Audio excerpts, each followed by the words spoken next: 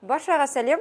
Бүгін мен сіздерге фикус гүлін қалай қалың қылып өсірудің жолын айтатын боламын. Бер жақындаңыздар. Менің алдымдағы мына фикус, қыздар, екі ствол болып келген. Сосын мен оны мына жерден қидым. Қарасаңыздар, мына қиылған жері тұр. Кескен кезде мына стрелка кетті, и мына стрелка кетті. Қараңыздар. Екі жақтан осылай, стрелка атты көріп тұрсыздар ма? Екі жаққа стрелка кетті. И екіншісінде қараңыздар. Кесілген жері орны тұр. Кесесіздер, екі жақ қарай осылай қалың болып тоқтаусыз жапырақ атуда. Ал кескен жерімнің жапырағы ол міне қолымда. Қараңыздар, өте әдемі үлкен. Бұл мен бір суда тамырлаттым. Одан кейін суда тамырлап болған соң топыраққа ектім. Тамырын қараңыздар. 2 айдың ішінде осылай тамырлап, атроскамыз ары қарай тез алып кетті. Бірде-бір жапырақ сарғайтпады, қарайтпады, суға салып тез тамырлаттым. Енді мен қазір мына атроскасын топыраққа егіп, үлкенірек гашокқа еккім келіп отыр, міне қыздар.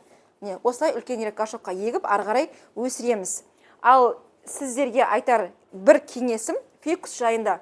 Бұл фикус гүлін орын ауыстырмайсыздар. Өте жарық жерге қоямыз. Мысалға, үйіңізде қай бөлме қатты жарық, қай жаққа қатты жарық түседі, қай бөлмеге, сол бөлмеге апарасыздар.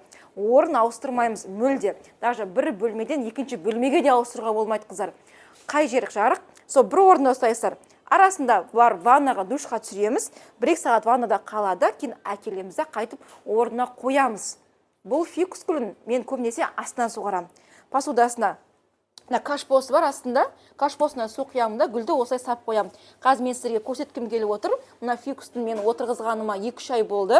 2-3 айдан бері қараңыздар, қандай тамыры өсіп, қараңыздар, күшті болып қалған. Атроскамызды егіп алдық, үлкенірек гашокқа, және қыздар басындағы осындай несін, стрелкасын мен кесіп тастадым, қараңыздар. Мына стрелкасын кестім, себебі алдағы уақытта мына гүлде тура мына жақтағы үлкен ағаш сияқты жан жақтан 2 шақ жібереді.